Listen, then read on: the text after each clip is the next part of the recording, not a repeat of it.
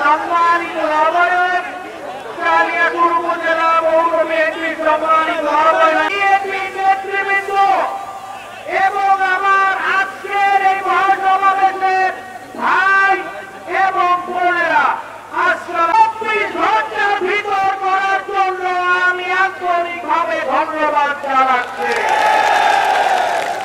আমরা মাত্র 24 ঘন্টার নোটিশে কালিয়াকৈর উপজেলা বিএনপি এবং কালিয়াকৈর পৌর বিএনপি অনেক রকম প্রতিযোগিতা থাকবে, অনেকেই মনোনয়ন চাইতে পারে, কিন্তু সবচেয়ে গুরুত্বপূর্ণ বিষয় হচ্ছে আমরা সবাই বিএনপি পরিবার।